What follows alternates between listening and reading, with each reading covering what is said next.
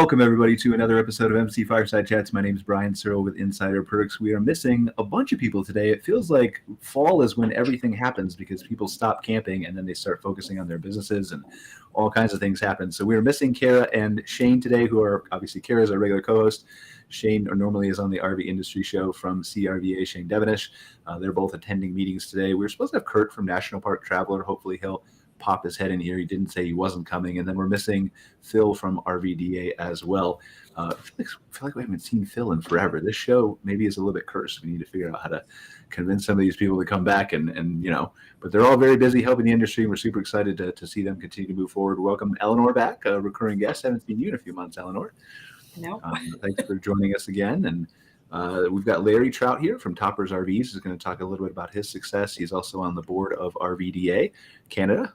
And then we've got David Basler, who normally wouldn't be kind of a guest on our RV show, but super excited to have him here because there's something that's coming up in a couple weeks. And I can't remember what it is, but he'll probably fill us in and let us know what that is. So, Larry, do you want to introduce yourself real quick? Tell us a little about Toppers RVs, and then David, same thing. Larry Trout, Toppers RVs, Toppers Camping Center formerly. My grandfather started the company in 1967. My dad bought in shortly after that, and he ran this thing for a while, and I'm third generation, so we're running and gunning. We actually just closed on some land a little further south, so we're gonna be expanding soon, and hoping to open that one next year. It'll be our second location, so we're running and gunning. It's kind of real good to be in the RV industry right now, so we're happy about things. Seems like it. We were talking about before the show aired that you are also on the board of RVDA. Are you a long-serving member? Yep. I sit on the board for RVDA and actually our state association here in Texas. I sit on CRVA board as well. I guess I'm going to be treasurer of RVDA, so I'll be jumping in line to be chairman here in a couple of years. So, yep, been on the board for 4 years now, 2018. So, it's getting in that room and being in those conversations is something special, man. Getting that group of people together with those minds and just being able to be a fly on the wall has been real special for me. It's helped me out, helped the growth of the company as well. It's invaluable to be in the room with those guys that have been in the industry that long and had way more success than I could ever dream of. So it's like I said, it's huge help for me. It's a selfish thing personally to be in that room, and then also just to help the industry as much as I can, because good competition is the best. It's the best way to create the growth in this industry. If we have bad competition, nothing gets done. So. Yeah, you're not wrong. Like I've never had the pleasure of serving on a board, probably because I'm just too busy and doing 10,000 other things that never bothered to even run or inquire. But I did go to a CRVC meeting earlier this year. I think Eleanore was in that meeting too. And it just is amazing when you sit on, and regardless of what organization it is with the board, but all these smart people who are discussing all the things and moving the industry forward and just doing everything they can to put their heart and soul into making it better. So it's always amazing to be sitting in one of those rooms, even if I only get to sit there for a few minutes. So absolutely. David, do you want to introduce yourself real quick? Yeah, sure. Hi, everybody. I am David Basler. I'm the Senior Vice President of Membership and Marketing for National RVIC, which stands for the National Association of RV Parks and Campgrounds. We are the national face of the outdoor hospitality industry and represent approximately 3,000 privately owned RV parks and campgrounds across the country. And as Brian alluded to at the start of the show, we've got our conference coming up, Outdoor Hospitality Conference and Expo 2022 down in Orlando the week of November 7th. So we're looking forward to that. That's the premier event of the industry that a lot of people will be at. So it's a great opportunity to see exhibitors at the expo, but also see your friends and your peers, every once a year. So it's always a fun time. We're looking forward to it. I will lay claim to, again, being busy. So I did glance at the schedule, David, and I saw puppy cuddling. I'm assuming there's more going on than puppy cuddling that we'll have you talk about. Is there more than puppies? I'm going to come. So no. Yeah, puppies were something that we started back in, was it 2019? I believe it was, in Knoxville, Tennessee, when we were there. And it was wildly popular. RV campground owners are a lot of them are dog people, and I had done this in a previous life, working for another association, and it was wildly popular there too. So we decided to start it, and then COVID happened, and but this year we're partnered with an animal shelter in the Orlando area. They're bringing lots of puppies, and it basically is a come and have fun with puppies event, but it also is an opportunity to adopt one of these cuties if someone so wants to do. So I just have to hold back because I'm the type of person who wants to adopt all of them when I come to an event like that. So but we're looking forward to it. Yeah, and the puppies are going to be there twice. They're going to be on Tuesday from 4 to 6 over at the hotel that we're at, the Rosen Center, and then on Thursday during the expo from 9:30 to 12:30, and it's sponsored by our partners at RV Share. So awesome. So but yes, there's a lot more going on than puppies. Yeah, we're going to talk about it. I promise. We didn't just bring you on to talk about puppies. Eleanor and Larry, do we have puppies at the RVDA show too? No, but I think I'd be like David. It would be dangerous because I'd want to take them all back with me. And I do know obviously pets in the RV industry are huge. I mean, both from the operators, campground operators. Our current chair, José Bédard, out of Quebec City, she brings her dog to the dealership every single day, and he walks around and he's there, and the customers are always like, "Oh, hey, where's Winston? We want to see Winston." So it's definitely part of the whole industry, sort of indirectly. Winston's the mascot. Yeah, exactly. Yeah, right. So awesome. I like the idea, but I really like the idea. So unfortunately, our convention is at the same time. It's in Las Vegas the week of November 7th. Otherwise, I'd be probably scooting down to Orlando to have a bit of time with those little puppies. Eleanor, I'm happy to talk to you afterwards and let you know how we work it if it's something you guys want to start at RVDA. Well, and David, now, if you need record attendance in 2023, you can up it by 1 by changing the dates, and Eleanor will come just to see the puppies. So you've got guaranteed. There you go. Yep, that's your way in right there. There you go. So let's start with Larry. Eleanor, is there anything on your plate that you feel like we should talk about before we kind of kick it to Larry for a minute? And I'm going to start with him. No, I mean, you can take it over to Larry. I mean, it's lots of insights. I have to say that, when I attend their board meetings, I know Larry mentioned that he gets a lot from the group. Larry's a great contributor too. Always some really creative ideas. No, I'm serious. It's always really refreshing kind of, on the demographic side, we've got sort of the full scale. So really bringing some great new ideas and refreshing ideas to the board. And, it is hard to find sometimes volunteers to sit on our boards. So it's great to have people that I thank you for saying what you did, because it's one thing to participate and and get information, but we just really need volunteers that will sit in and give creative ideas. Over to you, Larry. So Larry, I know obviously Toddlers RVs, you introduced yourself, all that kind of stuff, and you sit on the RVDA board. It's really interesting to me because we started the show focused, and this has been my background, right, for 10, 15 years in the outdoor hospitality industry, working with campgrounds and RV parks and marketing, and more recently with Modern Campground. And so for me, I'm kind of a newbie, if you will, to the RV industry itself. And I don't think, Eleanor, correct me if I'm wrong, I don't think we've ever had a dealer on the show. Like, we've had bloggers, we've had obviously executives, but this is the first actual dealer, yeah, that you can remember? I think so, yeah, at least when in the time that I've been on.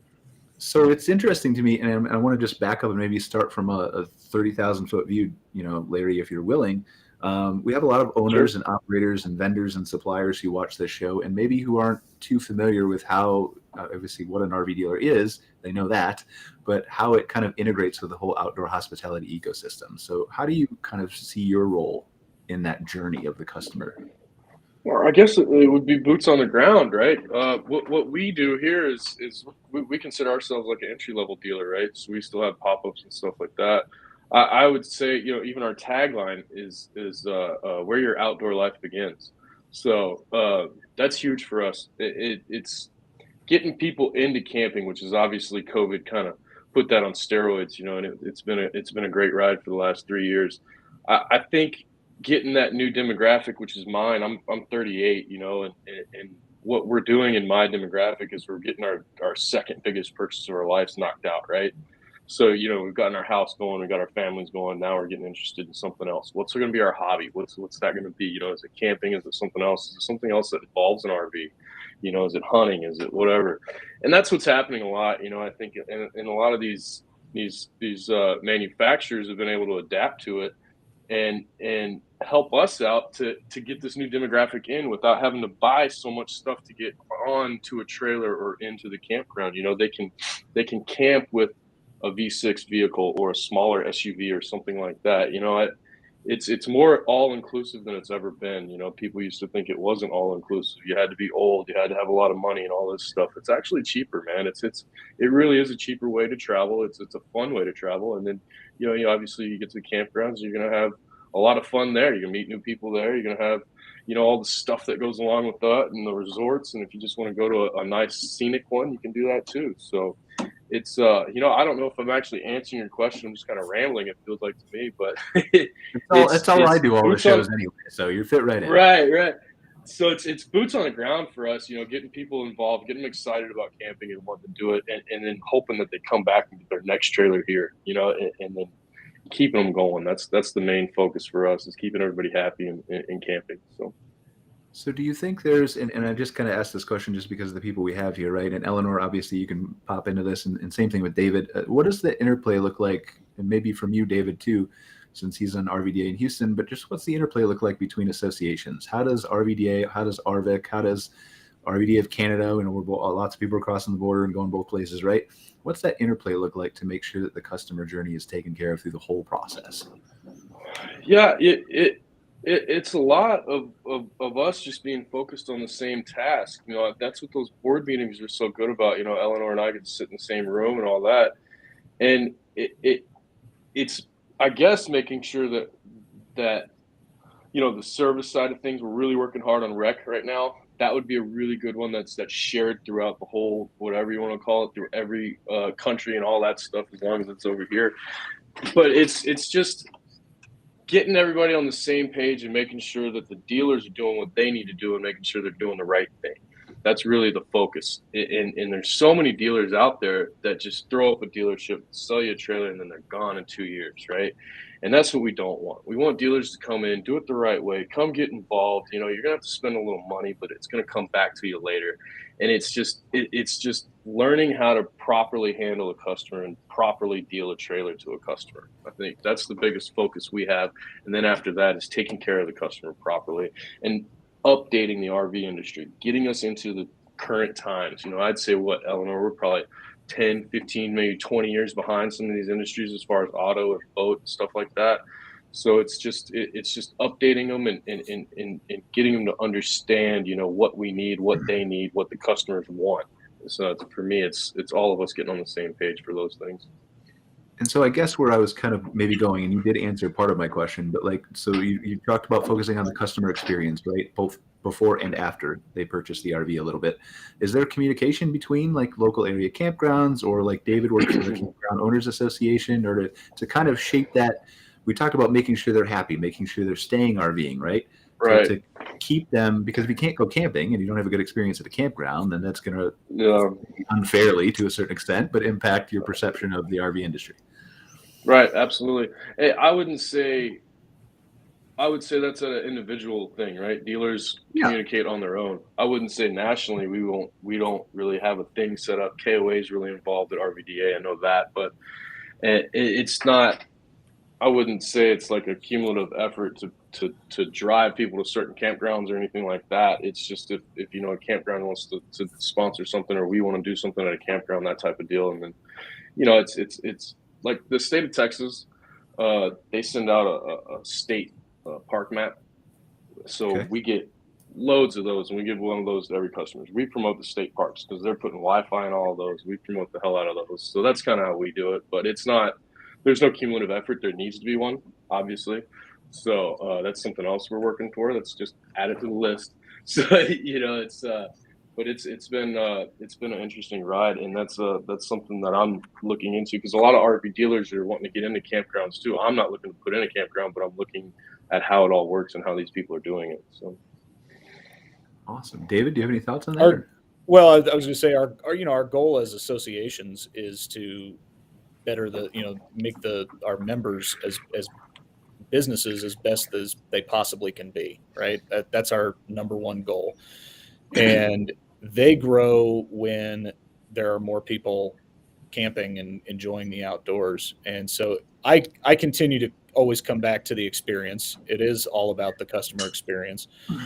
And any opportunity that associations have to work together is a good thing for not only the industry but for the individual campgrounds. There is a lot to be said for the local direction that Larry was just talking about. But from a national perspective, I think there are things that we can definitely do as associations to drive business for individual campgrounds, individual dealers, whatever it might be. And I think that's the purpose of a strong national association. All right. Sorry, I didn't mean to put you on the spot. We weren't normally talking about that, but that was a really good No, answer. that's okay. So, yeah. That's all right. I seem to be like washed out here because of the sun, so that'll be interesting. I'll probably look pretty. You have a little glare there. So Larry, I wanted to come back to you, just finish with you for a second. So I'm curious, we talked about, we talked about this as guests in the past, right? Obviously the pandemic has impacted significantly interest in RVs, probably one of the few positive things that would come out of that experience, right? Is more interest in outdoor hospitality, more people buying RVs, more people camping in general. Is there anything that you think has changed from the dealer perspective that maybe you'll keep around? Like something good that came out of COVID, either a process or the way you stock things or how you communicate with customers that maybe will serve as a long-lasting kind of good thing for dealers? Well, so it's more of an actual dealership perspective or a dealer perspective. Yeah. It's really not how we handle things externally with the customers, with the retail public, but like internally, it's good dealers did it really good, right? And they sold a lot of trailers and they were able to restock, right? It made bad dealers look good for a year, and then they had to learn how to stock properly without getting overstocked, right? So that's kind of where we're at now. The industry, the industry demand was outpacing production for so long that, we were all telling manufacturers, you're going to get caught up. You got to slow down. You got to slow down. And then here we are, bam. So now we're slammed, right? Everybody's got inventory. Well, during COVID, all RV dealers down here in the lower in the United States, every single RV dealer ran out of RVs. Not at the same time, but you probably, if you were a dealer during COVID and you didn't run out of inventory at least 2 or 3 times, that was very unusual, right? Like we all literally had no trailers on the ground. So we had to go from that to learning how to get as many trailers as we could to get these people camping, because everybody wanted to go camping, to slowing the pace down, to helping the manufacturers understand that demand is slowing down, but it's not coming to a halt, So it's like, it's been a really weird ebb and flow of controlling inventory and controlling expectations, because you can get certain brands that have way longer lead times than other brands, like Rockwood. It might take me 8 weeks to get a Rockwood where it takes me 3 weeks to get a Crusader or something like that, So same with like motorhomes, like a Tiffin motorhome. Put your name on the list and forget about it for a year. You're not going to get that forever. Holiday Rambler, I can get one in like 4 months, So it's been weird with the supply chain and stuff like that. I think learning those situations have been the biggest thing for us. But like for the public, going back to what I said, has been the introduction of a new demographic to our industry is the guys my age, people my age and younger, from 25, 27 to 35, 37, whatever it is. But getting that new demographic is really what expanded our industry. And it really hadn't expanded, the overall industry hadn't expanded up until 2014, 2015. And that's when it really started to happen and we were hitting this growth. But if you look at it, you go back, 2007 was our best year. We only had 8 million homes in the United States that had RVs, right? Now we're up to about 12 million, 11 right there in the United States, households that have RVs. Well, we got a population of 300 something million, whatever it is, you cut that in half, call it all couples, you got 100 something, just do some percentages. We got a lot more room to go here, man. If we get into 20 million homes, that's what's going to happen, so it's controlling all that and educating the public and then trying to figure out how to get these people trailers when they want them. So I've got a question on, you were talking about the differences in wait times for some of these due to supply chain primarily, right? Because I'm assuming pre-pandemic it was kind of even for most people. Like you could basically pick and choose. There's always some that have, they're more popular than others. They don't produce as much as others. There's always some that'll have longer wait times, but it wasn't out of hand. I had an uncle that bought a Sunseeker Class C motorhome, and he ordered it January, and we just delivered it to him 3 weeks ago. So it's still happening, right? But it just depends on what brand it is and how popular that brand is public. And that's also created lesser manufacturers are getting deals because they don't want to wait. So it's kind of figuring out who's going to stay around and who's going to be gone in a couple of years, I guess, in other words, or get bought up, because they're all going to get bought up by Thor and Forest River anyway. So I'm curious, just, and this maybe is an ignorant question coming from somebody outside of the dealer space, right? But and say what you want. I don't want to give away any trade secrets, right? But maybe Eleanor can jump in on this too. When you're looking at it from a dealer perspective, as far as what you decide to stock first on your dealer lot, and then maybe again, Eleanor, if you want to chime in, if you know any comments or anything. I'm just curious, how is it determined? Is it supply chain? Is it what you sold before? Because there's so many new RVs coming out, so many different models. How do you know what's going to sell? How do you know what isn't? How do you? You've only got so much inventory or space you can put on your specific dealer lot. So how does that? Absolutely, yeah. And in Houston, it's magnified by 10, right? Because it's probably the second most competitive market in the nation compared to Los Angeles, probably. And what we have here is our franchise laws are so tight. So like what you carry here in Harris County is the biggest county in Texas too, where Houston is, and what we carry here, nobody else in Harris County can carry. So our franchise laws are real tight. So as far as brands, we won't really have many options, because once something comes available, we're all like vultures on it. So really the manufacturer gets to pick who they want to go to. Okay. So it's tough to break into the Houston market, right? Lazy Days is trying it right now. They're right next to me, actually. They got a couple brands finally, and we'll see how they keep going. But I welcome that. I want them to come in. I like the competition. So, but no, it's as far as floor plans is probably the easier way to put it. A double over double bunk is going to be hot anywhere in the nation. That's always going to work. A couple's rear living is always going to work. A front kitchen is always going to work. Those are your staple floor plans. Rear livings, big windows, stuff like that. Rear kitchens, those are all going to be popular and staples.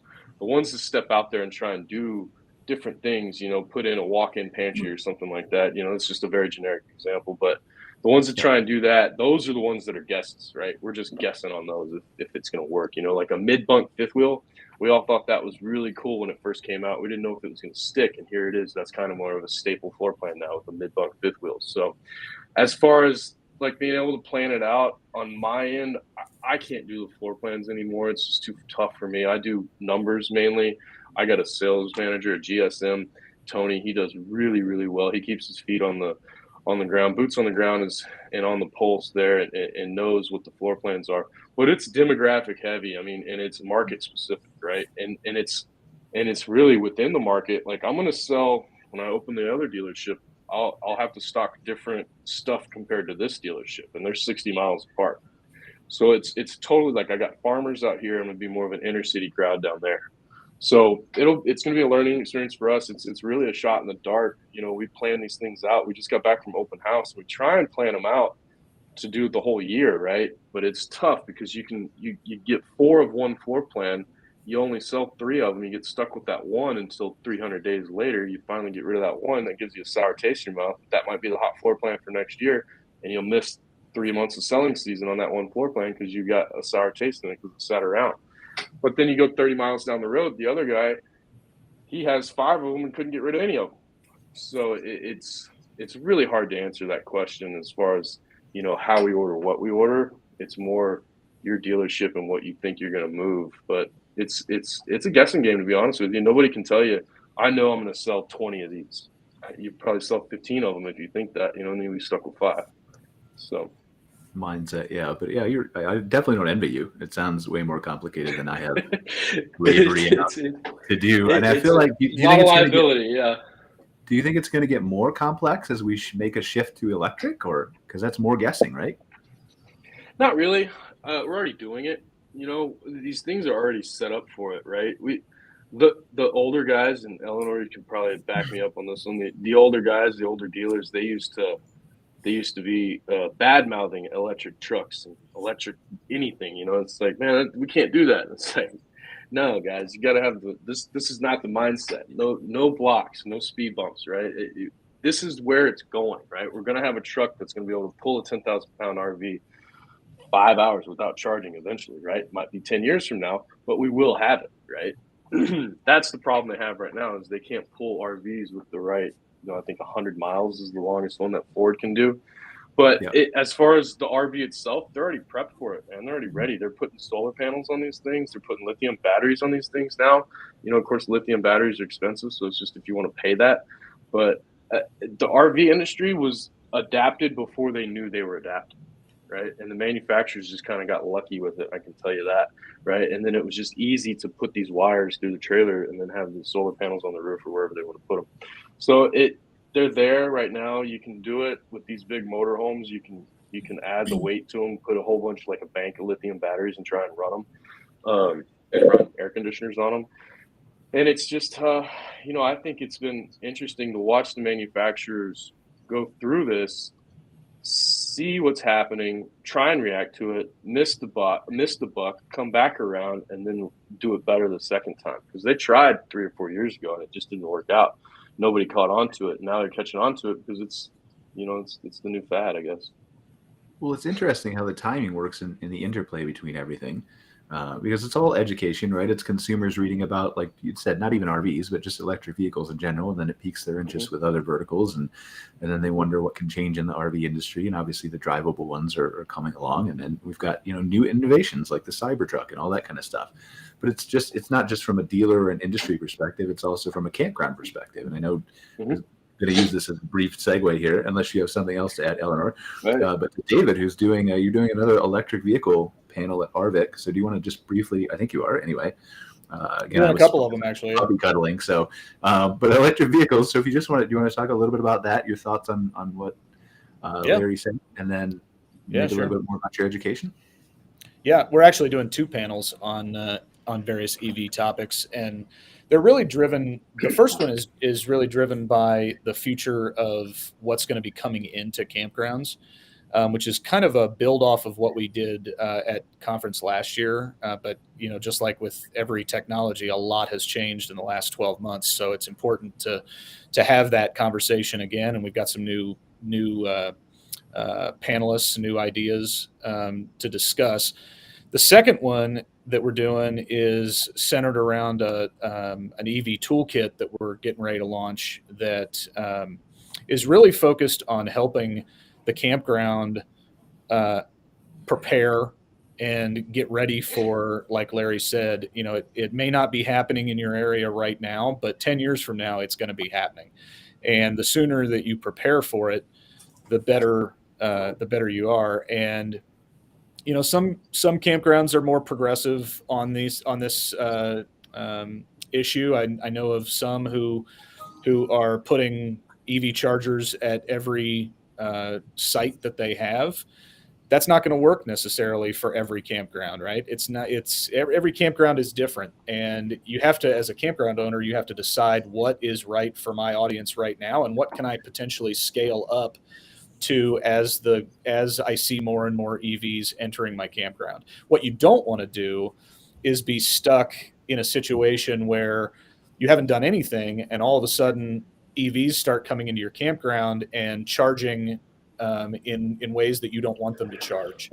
One of the things that we're seeing even right now is, someone pulls in with a Class A or whatever it might be, and they might be pulling a Tesla behind them, or maybe a partner is driving the Tesla separate, and they come in, and what they're doing now is they're charging both of them on the same pedestal, which not only is not good for the cars in the campground, I mean, it's a fire hazard, right?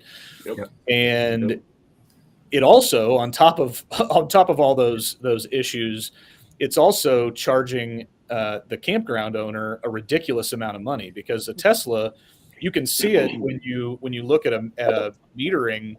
You look at a company that, like Wild Energy, for instance, that meters pedestals, where campground owners can see how much juice is being pulled from a particular pedestal, right? And you watch these charts that campground owners can see from an app or from their computer, and you watch the line go when the RV is charging, and as soon as they plug in that Tesla, it goes through the roof and it stays there for 12 hours.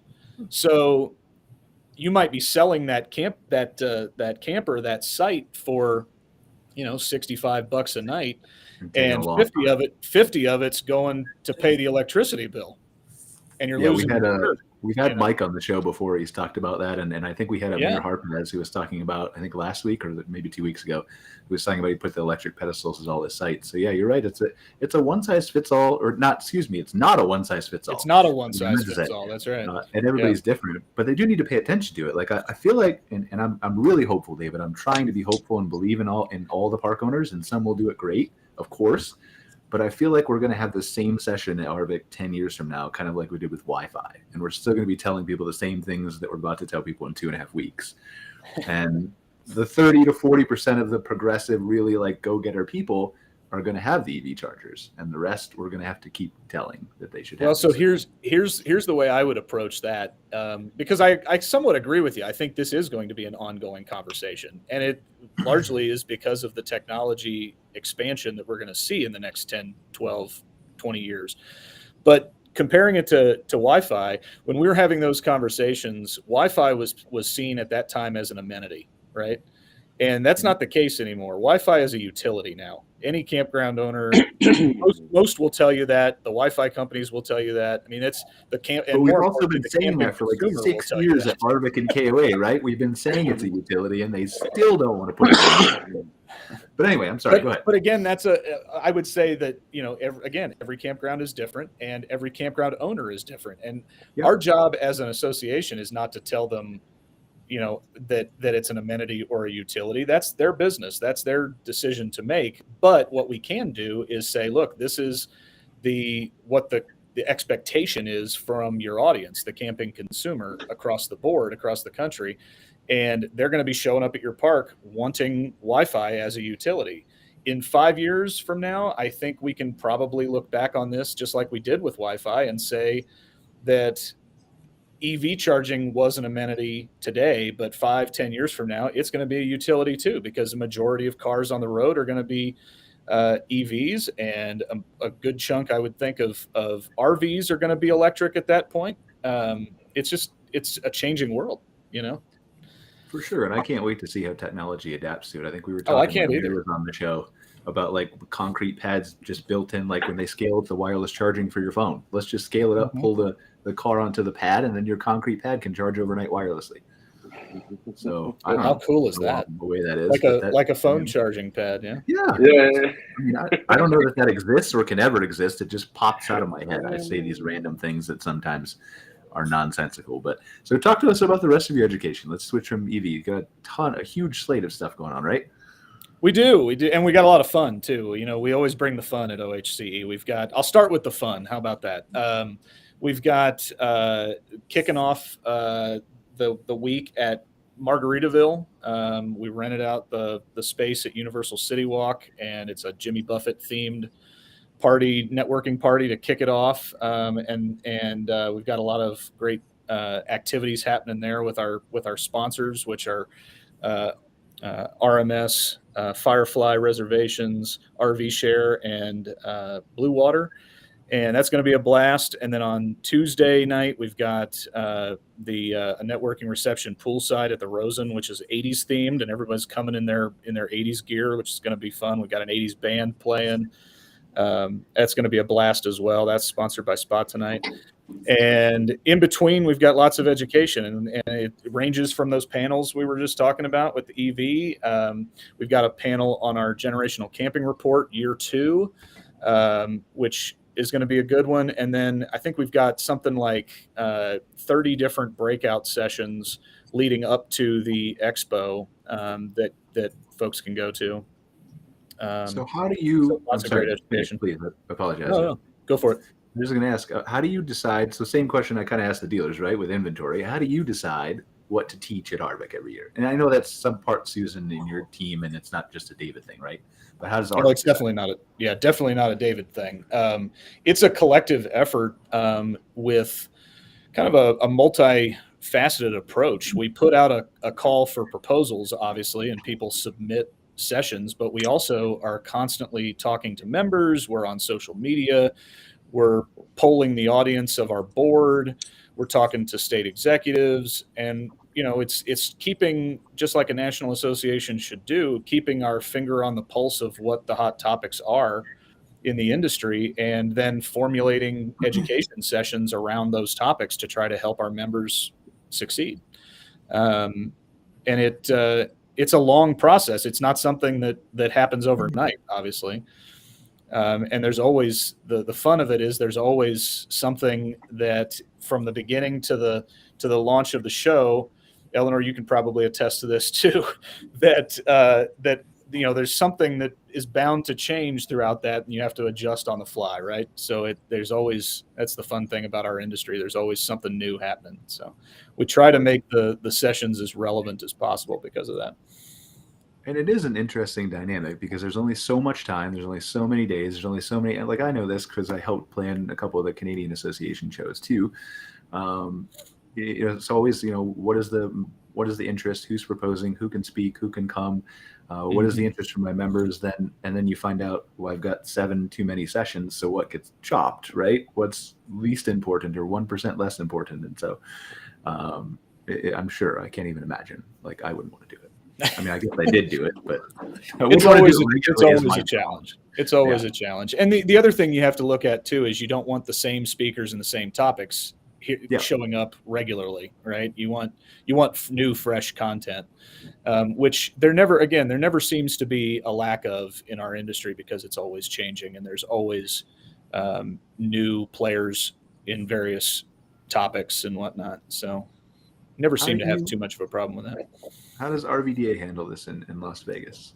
Yeah, it's kind of similar. I mean, we, essentially the convention will be in a week and a half, and literally the week after, the next 2 weeks, we start planning for the following year. We do a variety of different things. So we, first of all, take evaluations both on site and afterwards as well from the participants. So to gauge which were the speakers, what were the highlights. So we use that as historical. We have some historical data.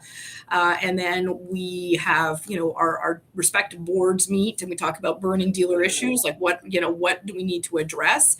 And then there's a convention committee that actually, gives feedback and reviews. And then we send out the RFPs. That'll be in February, March to speakers. And then we go through and everybody grades the speakers and ranks them. It's really quite an in-depth process.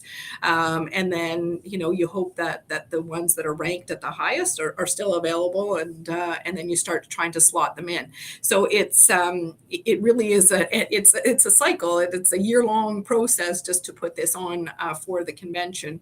But we hope that, like David said, we have about 40% of new speakers this year. So it's always that fine balance as well, right? Because you've got some speakers that are very popular that everyone wants to see every year, but you also don't want, the topics to become stale. So we're always trying to incorporate some new. We used to have just a sales track. Now we've broken out. We have a whole digital marketing track that's on its own, which is, yes, sales focused, but it's really quite different than the traditional, I guess, sales track that we had in there. What we found too this past year is because there's consolidation, right, in the industry. I'm assuming it's the same on the campground side. You have some dealership groups that are getting larger, and so the way we looked at the convention 10 years ago, which was really focused on all the tracks were educational. Now, some of these dealership groups, their needs are a little bit different than what they would have been in the past, because they can potentially put on their own educational sessions. So what's really of interest to them is the networking, is the sort of the dealer general manager, almost more like opportunities to meet with their suppliers, with their manufacturers, kind of like what we used to see in Louisville, with Louisville being gone by the wayside, the RVIA show. This is an opportunity for us to facilitate some of those discussions, in terms of making sure that we've got a little bit of something for everyone, right? So that's been one of the challenges over the last couple of years. I think what you say is really fascinating to me too, because I was at the glamping show a couple of weeks ago, and we talked about this, with Ruben and a few of the other people who we had on after the show. But there's 1,400 people who showed up at the glamping show, and I think 77 different vendors outside who just had the tents and structures from 37 different countries. But the education was a little bit lighter than it had been the year before. And it was based, I think, for the most part, on feedback of we want something a little bit more narrow and topical and focused. And so they did cool things like off-grid solutions and stuff like that. But it wasn't education heavy. Most people there were for the expo and for networking. And it was great. They were all standing outside talking to each other nonstop, but there was less classes kind of interfering with that. And I think that's probably coming from the same mindset that you're talking about, Eleanor, just adapting. Yeah, well, it's adapting, right? It's I think we still have about the same amount of educational courses, but sometimes they're repeated. And actually, what we have now as well, which is new. I mean, this came out of COVID. You talked about earlier, how did dealers adapt and what did they learn? Well, what we did is obviously in 2020, we couldn't have the convention in person. So we went to a virtual convention, and now we still maintain that platform. So the nice thing is that people will be able to have access to some of that content in a virtual space following the convention. And some of the speakers are adding to that. So there's some really interesting new opportunities that will continue to develop as technology evolves as well. That was one of the main things when I joined the board. Honestly, I don't know how I got on the board, because my first comments were the convention's boring. So that was the whole thing. I said, guys, you got to network more. I said, look, I'm your prime, like what you're going after, my size dealership, my location, all that stuff, right? I'm not bringing 12 people to the convention. It's not going to happen. If I have 3 people away from my dealership, that's too many for me to even run the dealership, right? I have 25 employees at this one. If I miss 4 of them, we're in a bind. We got, like, I'm covering a parts desk or something like that, So that's not going to happen. And then the other thing I was eye-opening for them when I said, look, we're not waiting for November to go talk to a vendor to get their training or to sign up with, World of Training or whoever it might be, right? We're not going to wait until Vegas. If I need something in October, if I need something in January, I'm going to do it in January. I'm not going to wait until November. And all this stuff for 6 months is just stewing. Why wait? I need immediate gratification. So that was what spurred the, obviously, COVID, but that we were talking about the online stuff before COVID, really, we were.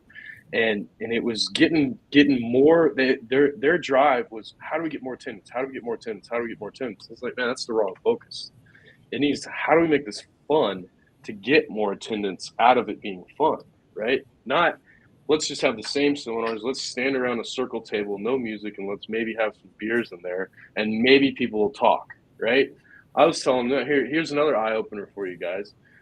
My buddies and I would rather go buy bottle service at a club in Vegas than stand in your reception that we know we have to help pay for. We'd rather go pay for bottle service outside the convention than stand in your little room without any music and all that. I said, you guys got to make it fun. We got to make it all inclusive, right?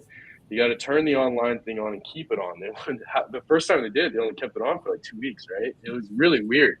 So now it's on for a couple months. I think we got it on for like 90 days or something like that. But that's been the focus is adapting. Like I'm sending me, the owner, my general manager, and that's probably it.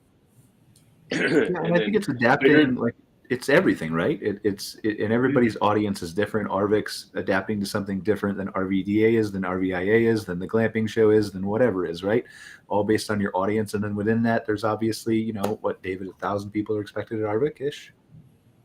I don't know if you want to divulge your number.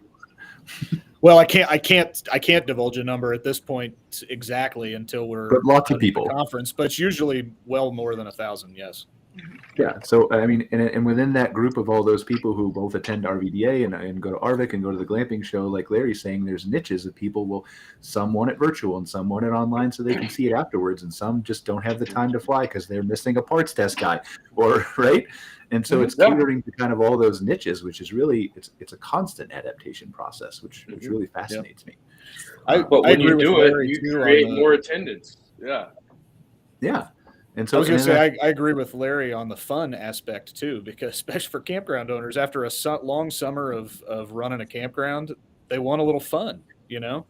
And that was one of the biggest pieces of feedback I remember from our last couple of live shows is, you know, bring the fun. And so we've brought the fun the last couple of years, and it's shown in the attendance, just like Larry's suggesting there. Yeah, and then like Larry was saying about the wait to 6 months, and I've got some interesting pink thing on my face, which is a reflection. I don't know if that's actually coming through. It's really interesting. Nice, so I'll be up in the blind in a second, but for now it's blocking me, and again the show's better if I'm hidden. So, but it's interesting to me. You say wait the 6 months too, because that's kind of something that we've brought up to some associations too, and that some associations have pointed out to us. I think it's greatly dependent on what you're selling though and what you're buying. And so if you look at, like me, for example, I'm Insider Perks. We do marketing for a couple hundred campgrounds. Like they're signing up all year with us. When they do marketing, they're coming to do marketing. They're not waiting for a trade show.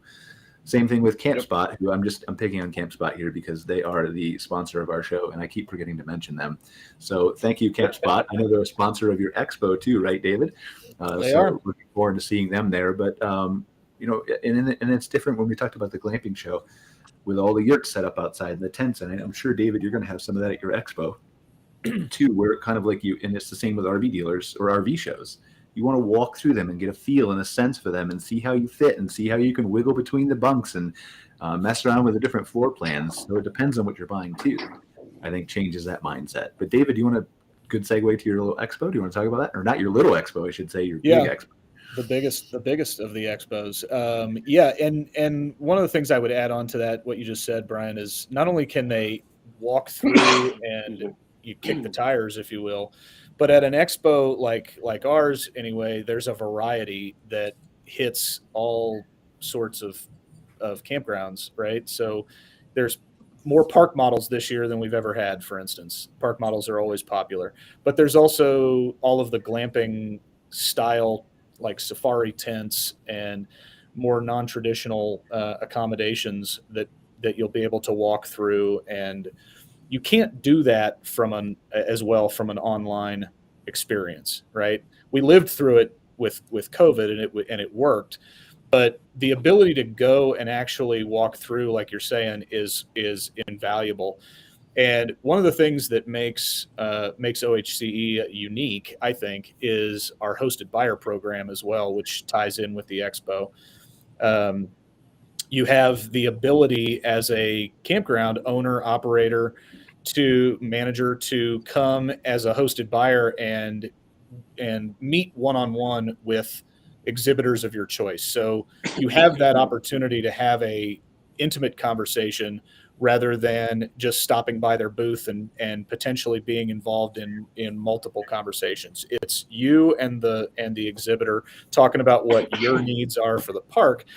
And it's been wildly popular. This is year 3 for us. We started it in the virtual setting, but the in-person hosted buyer has been really popular for that reason, because you have the ability to sit down one-on-one. And the cool part from a financial standpoint is you participate in that program, you meet with 6 exhibitors, and we give you your registration fee back. So it saves everybody the registration fee that participates. So we're almost actually to capacity on that. There's a limit on how many hosted buyers can participate, and we're almost there. I think we've got like 5 spots left. So that's awesome. So it'll be full by the time we get there. You said park models. What do you consider a park model? A park model RV. I assumed that was not like a tiny home, industry right? term. Like an actual. Yeah. Let's hope Not not. like a not like a tiny home. We don't do Right. tiny homes. I'm talking We're like not Cavco. starting that discussion on this show. No. That's a big I'm can of talking- worms. This is a selfish business question on my end. So I'm talking seal of approval park models built by the major companies, Cavco, Green River, Lakeside, Champion. Yeah. Plumbed like a. I got you. Yep. Oh yeah. And we've historically, in my time with ARVC, we've had, I think our biggest year with park models was 5 or 6 park models. This year we have 8. So it's really, it's a great year to come and kick the tires, as they say. I see them creeping up in the stats every month, and it's just something that has never been out there. We have longer travel trailers that have, I got one park model on my lot that's been here for about 150 days. I'm about ready to get rid of it, but it's one of those things. We tried it. We don't have it, man.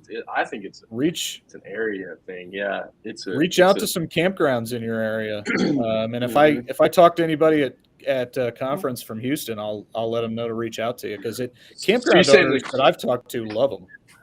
And they're buying them and renting them out. Is that what they're doing? Oh yeah. They love them, and usually the return on investment on them is only a couple of years usually. So it's because if you refinance it, your monthly payment's hardly anything really.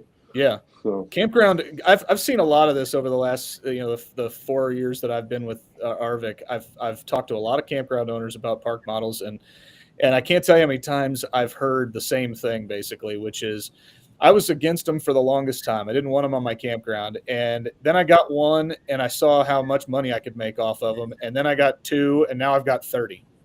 It's like, right. No, I understand.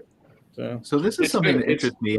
And Eleanor and Larry, maybe you can comment on this. Again, another probably ignorant question, but like for me, when I'm talking to most of these park model, glamping, cabin manufacturers, most campground owners I know are going direct to them. So is there a reason that it's beneficial to, like, do multiple RV dealers do this, Eleanor? And is this a pivot to diversify? Well, a lot of dealers sell park models in Canada for sure. Okay. I mean, there are some larger campgrounds that will go direct to the manufacturer, but again, it's still an RV, and in Canada, the park models had to be built to a specific standard, Z241. So it's a park model standard, and again, there's going to be servicing, right? Like in terms of same as a travel trailer. So if campgrounds don't have techs or a relationship with a dealership, sometimes that can get complicated. So I think in Canada, the majority of a lot of the park models are still sold through dealerships or some of the larger campground groups, like you'll have Park Bridge, who owns many properties. So they would probably go direct to a manufacturer and have a specific manufacturer make the units for their campgrounds. So is this the same? And I feel like maybe it's just a terminology thing. Is a park model the same as like what General Coach would build, or is it different? Yeah. Okay. So General Coach in Canada, Northlander, they build to the Z241. Now in the US, I don't know, there's a different standard as well. It's not the NFPA 1192. I think it's a different standard, but it's similar kind of thing. The plumbing is the main difference. It's either RV plumbing or actually plumbed like a residential house. But you're just stocking those straight up park models. You're not stocking like cabins and glamping tents and things like that. No, right? None of that. Okay. Yeah. No, that's not our. Yeah, there's actually a guy down the road from us doing those tiny home things. It's impressive to see him come in. He's like the third one that's coming in the same location. It's really weird, but they move, man. It's a weird thing. And I had some friends that bought a tiny home, and they started by looking at RV floor plans. They came to our Houston RV show, and they just walked around and looked at all the floor plans, and that gave them the ideas on how to customize their tiny home. It's like, well, heck, if I can help with that, I'll help with that, sure.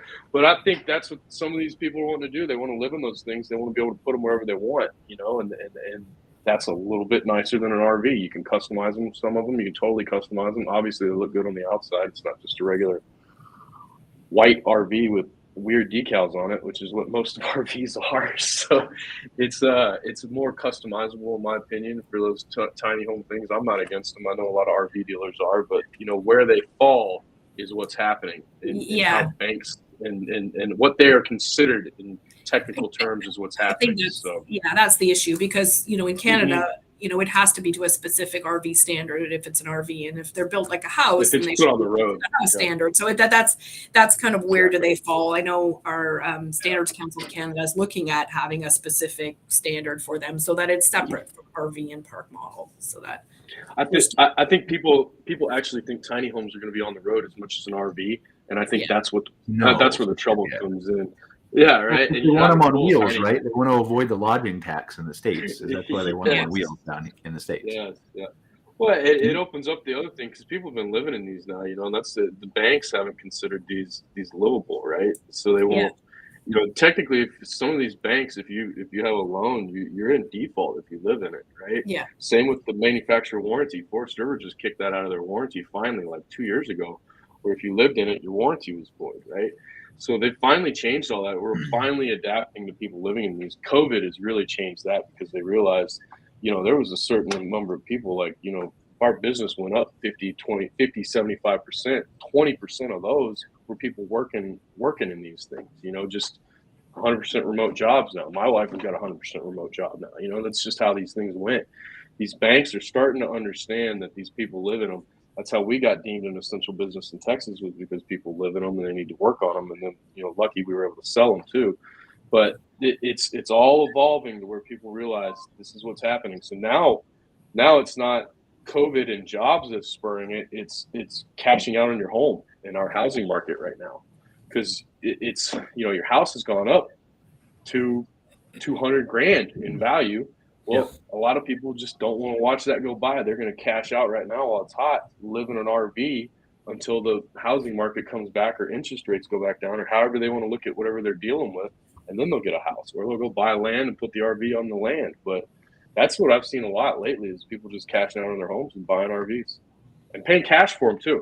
That's the other thing that's kind of frustrating, because we want you to finance, but so it's been an interesting kind of segue into things. So we've only got a couple minutes left, and I want to make sure I leave time for David to give his pitch to anybody who maybe for whatever reason still isn't registered for ARVC and should be coming. But before I do that, could I just I'm curious, and this is I'm trying to go for 3 dumb questions in one show, so you can tell me if this is dumb too. I'm curious, like, as the market, you mentioned that dealer down the street from you who's selling, tiny homes, and I know that the difference and all the arguments and things like that. But as far as cabins and glamping and stuff, is there ever a point where some dealers diversify their inventory to kind of suit more of a expansive outdoor hospitality market as glamping continues to explode? Yeah, when the demand, you want consumers looking at these tents and convincing campground owners or campgrounders to come to your dealership and buy from you, or is that when the demand hits it, when people start asking me, I'll start selling it. That's been our philosophy here. I can't speak for other dealers, but here, Dad always told me one thing. Growing up, I learned it was everything's for sale and we don't say no.